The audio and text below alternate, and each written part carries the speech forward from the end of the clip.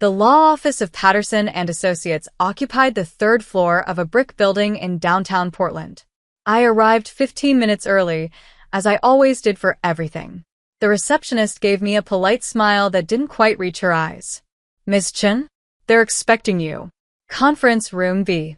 I nodded my thanks and walked down the hallway, my footsteps silent on the plush carpet. Through the glass walls, I could see them already assembled. My parents, David and Susan Chen. My older sister Victoria. My younger brother Marcus. Uncle Wei and Aunt Lin. They were laughing about something. I opened the door and the laughter died. "Oh," Victoria said, her perfectly manicured eyebrows rising. "You actually came?" "Of course I came," I replied quietly, taking a seat at the far end of the conference table. "Grandma passed away. This is her will reading." "Surprised you even knew she died," Marcus muttered, not quite under his breath. "Since you never visited." I folded my hands in my lap and said nothing. There was no point in explaining that I'd video called Grandma every single day for the past 3 years. That we talked for hours about everything and nothing. That she taught me Mandarin over FaceTime and I taught her how to use Instagram. They wouldn't believe me anyway. My father cleared his throat. "We weren't sure you'd get the message. You're so busy with your life in Seattle." "I got the message," I said simply. The truth was, I'd been the one who received the call from the hospice nurse. I'd been the one on the phone with Grandma in her final hours, listening to her labored breathing, telling her I loved her in both English and Mandarin. But my family didn't know that. They'd been too busy arguing about funeral arrangements to notice who was actually with her, even if only virtually. Victoria was dressed in head-to-toe black designer clothes, looking like she was attending a fashion show rather than a will reading. "Well, let's get this over with. Some of us have actual commitments." The door opened and a distinguished man in his 60s entered, carrying a leather briefcase. "Good afternoon, everyone. I'm Robert Patterson. I'll be executing Mrs. Chen's will today." He settled into his seat and pulled out a thick folder. My family leaned forward eagerly. I sat back, watching. "Before we begin," Mr. Patterson said, "I need to confirm everyone's identity." He went around the table, checking IDs. When he got to me, he paused. "Ah, Ms. Lauren Chen. Your grandmother spoke of you often." "Did she?" I asked softly. "Extensively," he replied, and something in his tone made Victoria's eyes narrow. Mr. Patterson returned to his seat and opened the will. "Let me start by saying that Mrs. Mei Chen was very specific about her wishes. She updated this will multiple times over the past 5 years, most recently 8 months ago." 8 months ago? My mother frowned. She was already quite ill by then. "She was," Mr. Patterson agreed. "But she was of completely sound mind. I have medical certification to that effect from 2 independent physicians." Victoria waved her hand impatiently. "Can we just get to it? What did she leave to whom?" Mr. Patterson gave her a cool look. "Very well. Mrs. Chen's estate consists primarily of real property, specifically 9 rental properties in the Portland area, with a combined assessed value of approximately $4.2 million. The room went silent. I'd known about the properties, of course. Grandma had told me about each one, sharing stories of how she and Grandpa had built their portfolio from nothing, 2 immigrants working 3 jobs each to buy their first duplex in 1975. 9 properties. My father breathed. "I knew about 5, but 9? "Your mother was a shrewd businesswoman," Mr. Patterson said. "She acquired the last 4 properties over the past decade. All are income-generating, fully rented, and professionally managed." Victoria's eyes were gleaming. "So we divide them 3 ways? 3 for me, 3 for Marcus, 3 for Lauren." "Not exactly," Mr. Patterson said. "What do you mean, not exactly?" Victoria's voice rose. "We're her grandchildren. That's how inheritance works." Mr. Patterson adjusted his glasses. "Mrs. Chen left very specific instructions. She wanted me to read you a letter first." He pulled out an envelope. "This is in her own handwriting. Just tell us who gets what," Marcus said impatiently. "The letter is part of the will," Mr. Patterson said firmly. Mrs. Chen insisted it be read aloud, in full, before any distribution is discussed. He opened the envelope and began to read. My dear family, if you're hearing this, I am gone. I hope you gave me a good funeral. I hope you said kind things about me. I hope you remembered that I loved you all, even when you made it difficult. I have thought long and hard about what to do with the properties your grandfather and I built. These 9 buildings represent 50 years of work. 50 years of sacrifice. Of saving every penny. Of fixing broken toilets at midnight and dealing with difficult tenants and learning a business in a language we barely spoke. I have watched each of you carefully over the past 5 years. I have seen who you are when you think no one is watching. I have seen what you value and who you value it for. Victoria, you visited me twice in the past 3 years. Both times you asked about the properties. Asked when I was going to downsize and simplify my estate. You never asked how I was feeling. You never asked about my life. Marcus, you called me every few months. Always with the same question. Did I need help managing my assets? You offered many times to take over the properties to relieve me of the burden. You never asked about my book club or my garden or my friends. David and Susan, you are good children to me. But you raised Victoria and Marcus to see me as a bank. Every conversation became about money, about property, about what I would leave behind instead of what I was living now. And then there is Lauren. Lauren, who moved to Seattle 7 years ago and broke my heart a little. Lauren, who everyone said abandoned the family. Lauren, who stopped coming to dinners because Victoria made her cry and Marcus made her feel small. But Lauren, who called me every single day. Who learned Mandarin so we could talk in my first language when I was tired. Who sent me pictures of her life and asked about mine. Who remembered every story I told and asked to hear them again. Who loved me, not what I had. So, I made a choice. Mr. Patterson paused, and I could feel every eye in the room on me. My heart was pounding. What choice? Victoria demanded. What did she do? Mr. Patterson continued reading. In 2019, I transferred all 9 properties into an irrevocable trust.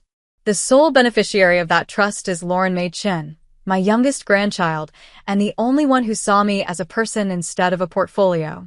To Victoria and Marcus, I leave my jewelry and my furniture. These items have sentimental value and should sell for approximately $30,000 combined. Use this money however you wish. To my son David and his wife Susan, I leave my blessing and my love. You will understand why I made this choice, even if it hurts. To Lauren, I leave everything else. The properties. The rental income. The future. I am not being cruel. I am being honest. You reap what you sow, and I watched for 5 years what each of you planted. Love, Grandma. The silence that followed was deafening. Then Victoria exploded. That's bullshit. She slammed her hand on the table. She was senile. This isn't legal. She pointed at me with a shaking finger. You manipulated her. You poisoned her against us. Miss Chen, Mr. Patterson said calmly, your grandmother was examined by 2 independent physicians before executing these transfers. Both certified her mental competency. The transfers are legal, binding, and irrevocable. I don't believe this, Marcus said, his face pale. 9 properties? All of them? To her? Yes, Mr. Patterson confirmed. He pulled out another folder. Here are the trust documents, filed with the county recorder in June 2019. All 9 properties legally transferred to the Lauren M. Chen Irrevocable Trust. He laid them out one by one. Each deed, each transfer document, each notarized signature. The Hawthorne Avenue duplex. The Division Street fourplex, the Belmont Commercial Building, the Alberta Street Apartments, the Woodstock Family Home, the Selwood Rental House, the Morrison Triplex, the Foster Powell Corner lot with 2 houses, the Jade District Mixed-Use Building. All 9. All mine. My mother was crying silently. My father looked like he'd aged 10 years. Uncle Wei and Aunt Lin sat frozen in shock. But Victoria was just getting started. This is what you get, she hissed at me, her face twisted with rage. This is what you deserve for cutting us off, for abandoning your family, for moving away and acting like you're too good for us." "I didn't abandon anyone," I said quietly. "You left," Victoria screamed. "You moved to Seattle and stopped coming to family dinners and made Grandma think we didn't care about her." "I stopped coming to family dinners because you bullied me at every single one," I said, my voice still calm but harder now. "Because Marcus criticized every choice I made. Because you all made it clear I didn't fit your vision of what a Chen should be." "That's not true," my mother protested weakly. "Isn't it?" I looked at her directly. "Mom, when was the last time you asked about my job without suggesting I should quit and work for Dad's company instead? When did you ask about my life without comparing it to Victoria's?" She had no answer. "And I didn't make Grandma think anything," I continued. "I called her every single day. FaceTime, every morning at 8 a.m. before work. We talked for an hour, sometimes two, about everything. Her stories from China, her life in America, her friends, her concerns, her joys. Everything." "That's a lie," Marcus said flatly. I pulled out my phone and opened my call history. "Would you like to see?" 1,095 consecutive days of FaceTime calls. That's 3 years, Marcus. 3 years of daily calls. Never missed once. I turned the screen toward them. The evidence was irrefutable. Call after call after call, each one lasting 60 to 120 minutes. "You could have faked that," Victoria said desperately. "Why would I?" I asked. "Why would I fake calling someone I loved?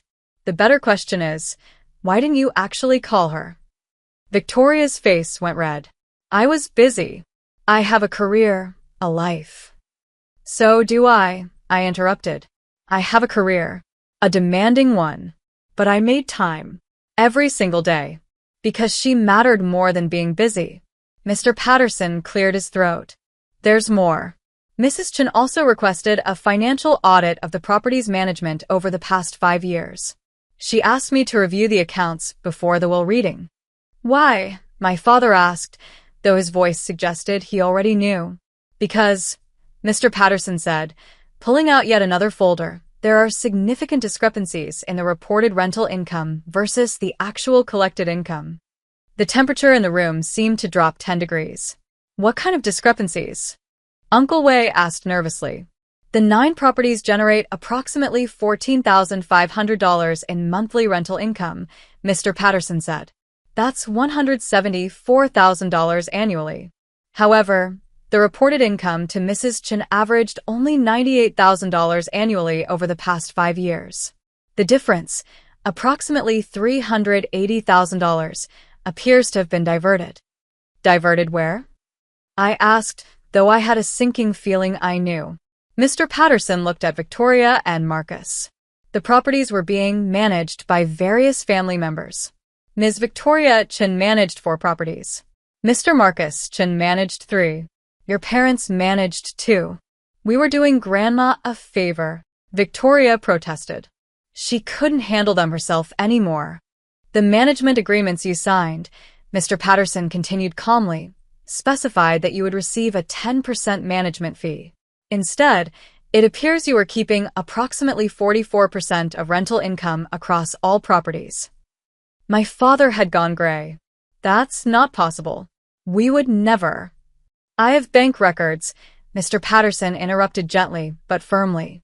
"Rent checks deposited to personal accounts. Cash payments never reported.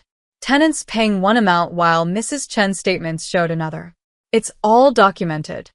"You are stealing from Grandma," I said, the realization hitting me like a physical blow. "For 5 years. While she trusted you." "We weren't stealing," Marcus shouted. "We were working. Managing tenants, handling repairs, dealing with problems. We deserve that money." "You deserved your 10% management fee," I said coldly. "Not 44%. The difference is theft." "This is insane," Victoria said, standing abruptly. "I'm not sitting here listening to this. Mom, Dad, we're leaving. We'll fight this. We'll sue. There's no way this holds up in court." "Sit down," Mr. Patterson said, and his tone made it a command, not a request. We're not finished. Victoria slowly sat back down, her hands trembling with rage. Mrs. Chen knew about the missing income, Mr. Patterson continued. She knew for at least 2 years before her death. She hired a private investigator to track where the money was going. She what? My mother whispered. She had you all followed. Your expenses tracked. Your bank deposits monitored. She documented everything. He pulled out a thick report. Victoria, you purchased a BMW in 2021 with cash. $47,000. Where did that money come from? Victoria said nothing. Marcus, you took 3 trips to Vegas in 2022. High roller suites, expensive restaurants. Total expenses approximately $35,000. On a salary of $52,000 per year, how did you afford that? Marcus stared at the table. David and Susan, you renovated your kitchen last year. Top-of-the-line appliances, custom cabinets. The contractor's invoice was $78,000. You told your friends you'd been saving for years, but your bank records show no such savings. Instead, they show regular cash deposits that match the missing rental income from the 2 properties you managed. My mother was openly crying now. My father looked like he might be sick. Grandma knew, I said softly, understanding washing over me. She knew everything, and she was gathering evidence. For what purpose? Uncle Wei asked quietly. Mr. Patterson looked at me. Mrs. Chen left instructions. She said if the family accepted the will gracefully, we would say nothing about the financial irregularities. But if anyone contested the will or made accusations against Lauren, I was to turn all evidence over to the authorities and recommend criminal prosecution for embezzlement. The room went dead silent. You're blackmailing us, Victoria said, her voice shaking. No, I said. Grandma is protecting me. From beyond the grave. Mr. Patterson nodded. Mrs. Chen was very clear. She said her family had a choice. Accept the will with grace, or face the consequences of their actions. There is no third option. This isn't fair, Marcus said weakly. Fair? I repeated, my voice finally showing anger. You stole from an elderly woman for 5 years. You treated her like a bank account. You ignored her until you wanted something. And you have the audacity to talk about fair? We're still family, my mother pleaded. Lauren, please. Don't let it end like this. I didn't end anything, I said, standing up. You all did. Years ago. When you made it clear I didn't matter unless I conformed. When you criticized every choice I made. When you made family gatherings so toxic, I had to leave for my own mental health. We didn't mean, she started. Yes, you did, I interrupted. You meant every word, every comparison to Victoria, every suggestion that my job wasn't good enough, my life wasn't impressive enough, my choices weren't acceptable enough. You meant all of it. I turned to Mr. Patterson. What do I need to sign? He slid several documents across the table. These transfer the trust properties into your direct control. You'll also need to meet with the property management company next week to discuss ongoing operations. I signed each one, my hand steady despite my racing heart. Victoria watched me with pure hatred in her eyes. You're really going to do this? Take everything. Leave us with nothing. You're getting $30,000 in jewelry and furniture, I reminded her. That's more than I got from this family in emotional support over the past 7 years. How can you be so cold? She demanded. I learned from the best, I replied, meeting her gaze. I learned from a family that measured love and property values and saw people as assets to be managed. I gathered my copies of the documents and stood. Mr. Patterson, thank you for your time. Please send any additional paperwork to my Seattle address. Of course, Ms. Chen. I walked toward the door. My father called out, Lauren, wait. Please, can we talk about this? I paused but didn't turn around. About what, Dad? About how you stole from Grandma. About how you raised my siblings to see me as less than. About how you never once defended me when they tore me down. We love you, he said desperately. No, I said quietly. You love the idea of me. The version that stayed small and quiet and didn't challenge your authority. The daughter who would have accepted being cut out of Grandma's will without question. But you don't love me. You never bothered to know me well enough to love me. I opened the door and walked out. Behind me, I heard Victoria scream something, heard my mother sob, heard chairs scraping. But I didn't look back. The next 6 weeks were a blur of legal paperwork, property inspections, and family voicemails I didn't return. Victoria tried to contest the will anyway, despite Mr. Patterson's warning. The case was dismissed within 2 weeks. Grandma's documentation was too thorough, her mental competency too well established.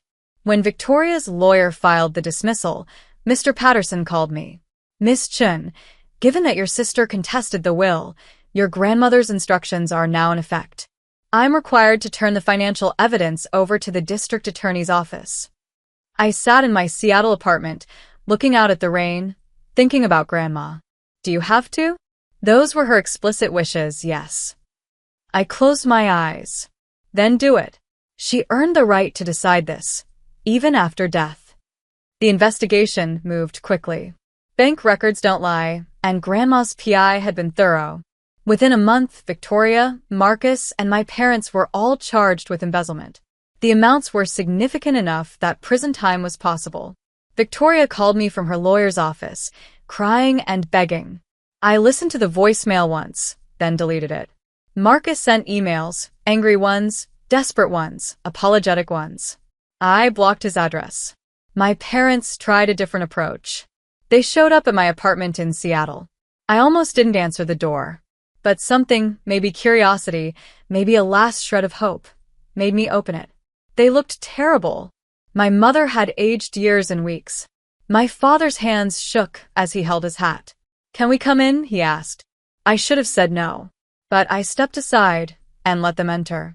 We sat in my living room in awkward silence. Finally, my mother spoke. We're sorry. For everything. For how we raised Victoria and Marcus. For how we treated you. For stealing from my mother. For all of it. Okay, I said neutrally. Okay. My father looked confused. That's all you have to say? What do you want me to say, Dad? That I forgive you? That we can pretend this never happened. We want our daughter back, my mother said, tears streaming down her face. Which daughter? I asked. The real me, or the version you wanted me to be? She had no answer.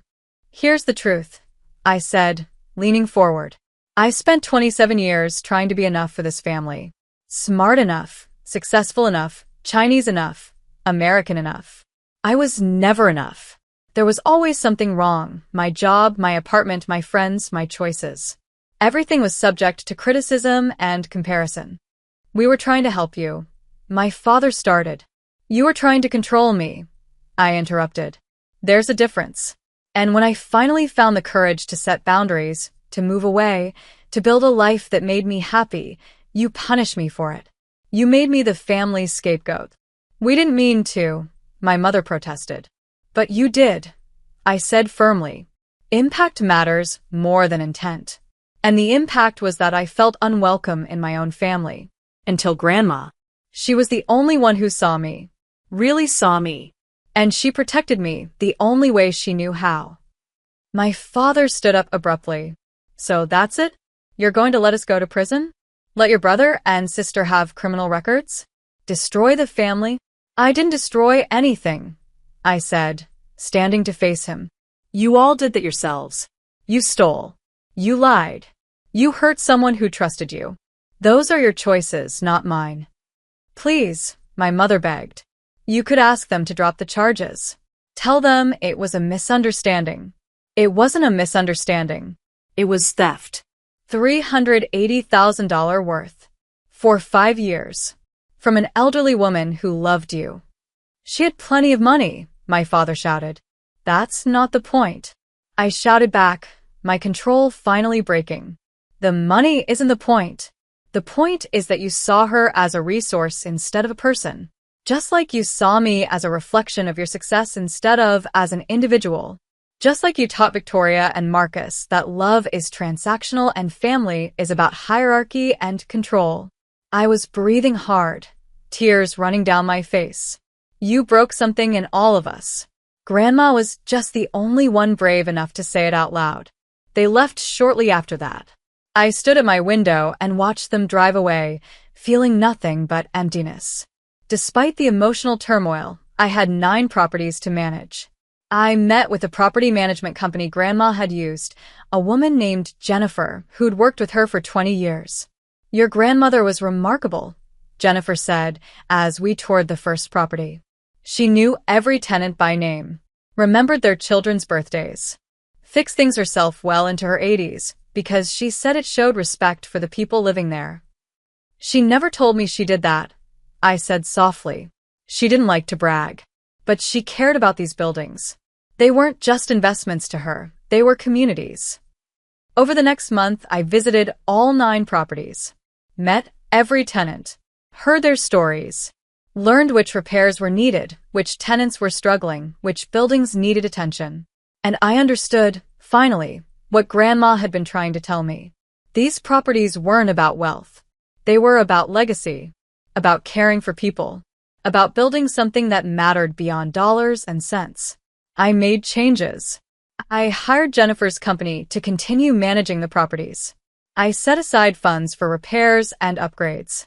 I established a hardship fund for tenants who fell on difficult times. Grandma had done this informally, but I made it official. The rental income, after all expenses and proper management fees, was about $118,000 annually. I didn't need it. My software engineering job paid well. So I did what Grandma would have wanted.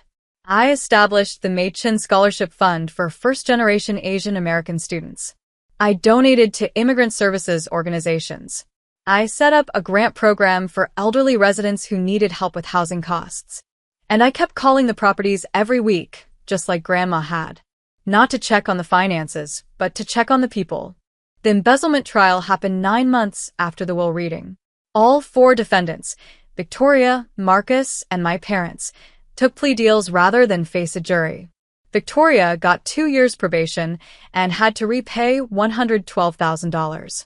Marcus got 18 months probation and owed $89,000. My parents, as the oldest and least culpable, got probation and owed $179,000 collectively. None of them would see jail time, but all would have felony convictions. The prosecutor called me as a witness for the sentencing hearing. I almost refused, but Mr. Patterson convinced me. Your grandmother wanted the truth told, he said. Not for revenge. For accountability. So I went. I sat in the courtroom and watched my family stand before the judge. Victoria looked defiant. Marcus looked broken. My parents looked ashamed. When it was my turn to speak, I stood at the podium and looked at the judge. Your Honor, these are my family members. I grew up with them. I loved them. Part of me still does. I paused, gathering my thoughts. But they hurt someone I loved very much. They took advantage of her trust, her generosity, her hope that family meant something. They stole from her while telling her they loved her. That's not a mistake. That's not a misunderstanding. That's a betrayal. I looked at my parents. My grandmother, Wei Chen, came to this country with nothing. She and my grandfather built something through sacrifice and hard work. She wanted to pass that on to family who would honor what it meant. Instead, you taught your children to see it as something they were entitled to. That's not fair, my mother said, but the judge told her to be quiet. My grandmother protected me, I continued, because she knew I needed protecting. Not from strangers, but from my own family. Think about what that means. Think about what kind of family makes an elderly woman feel she has to protect one grandchild from the others. I turned back to the judge. I don't know what the appropriate punishment is, Your Honor. I just know that actions should have consequences. My grandmother believed that. She lived that. And she died knowing that the people she trusted most had stolen from her. I sat down. The judge was silent for a moment, then announced the sentences. Fair but firm. Afterward, in the hallway, my father approached me. Are you happy now? You've destroyed us. No, Dad, I said tiredly. I'm not happy. And I didn't destroy anything. You made choices. You're facing consequences. That's not destruction. That's accountability. We'll never forgive you for this, Victoria hissed as she walked past. I know, I said. I'm okay with that. And I was. For the first time in my life, I was genuinely okay with my family's disapproval. I stood in front of the Hawthorne Avenue duplex, the first property Grandma and Grandpa had bought in 1975. It was freshly painted, the garden meticulously maintained, the tenants happy. Jennifer stood beside me. Your grandmother would be proud. I hope so, I said. I know so. You've honored what she built. You've cared for her tenants. You've made these properties about people, not profit. My phone buzzed. A text from an unknown number. This is Marcus. I know you probably won't respond, but I wanted you to know I've been going to therapy, working through a lot of stuff about family, money, values. I'm not asking for anything. Just wanted you to know I'm trying to understand why I did what I did. Why we all did. Maybe someday we can talk. No pressure. I stared at the message for a long time. Then, I typed a response. I'm glad you're in therapy. I am too. Maybe someday we can talk. But not yet. I need more time. I sent it and put my phone away. Good news? Jennifer asked. Maybe, I said. Someday. Maybe. We walked through the property together, and I felt Grandma's presence in every corner. In the careful maintenance. In the respect for tenants. In the understanding that buildings are just structures. It's the people inside them that make them homes. That night, I sat in my Seattle apartment and wrote in the journal my therapist had recommended. Dear Grandma, it's been a year since the will reading. A year since everything changed. I'm managing your properties now. Taking care of the tenants. Honoring what you built. I understand now why you did what you did. You weren't being cruel. You were being honest. You were teaching all of us a lesson. Even though it hurt. Victoria and Marcus are rebuilding their lives. Mom and Dad are trying to make amends, though I'm not ready to let them yet. Maybe someday. But mostly I want to say thank you. For seeing me. For protecting me. For loving me enough to give me not just your properties, but your validation. For proving I wasn't crazy. That my feelings were valid. That I deserved to be treated with respect. You gave me more than real estate, Grandma. You gave me permission to set boundaries. To demand better. To know my worth. I miss you every day. But I feel you in these buildings. In the tenant smiles. In the knowledge that love isn't about control. It's about seeing someone clearly and loving them anyway. Thank you for seeing me clearly. Thank you for loving me anyway. Your granddaughter, Lauren. I closed the journal and looked out at the Seattle skyline. Somewhere in Portland, 9 buildings stood as monuments to an immigrant woman's dream. And now they were my responsibility, my legacy, my connection to a grandmother who'd loved me enough to protect me from my own family. The phone rang. Unknown number. I almost didn't answer, but something made me pick up. Hello? Lauren? It's Uncle Wei. I tensed. Hello. I know you probably don't want to hear from family, but I wanted you to know. Aunt Lin and I have been talking about everything that happened, about how we all treated you. Okay, I said carefully. We were wrong. All of us. We let Victoria and Marcus set the tone. We let your parents criticize you without pushing back. We stood by while you were pushed out of the family. And we're sorry. I sat down slowly. Why are you telling me this? Because someone should. Because you deserved better. Because your grandmother was right about everything, and the rest of us were too proud to admit it. Tears pricked my eyes. Thank you for saying that. We'd like to see you sometime. If you're willing. No expectations. No pressure. Just dinner. Just talking. Just trying to do better. I thought about Grandma. About second chances. About the difference between people who make mistakes and people who refuse to acknowledge them. Maybe, I said. Let me think about it. That's all we can ask, Uncle Wei said. Take your time. We'll be here. After we hung up, I sat in the dark for a long time, thinking about family and forgiveness and the complicated space between them.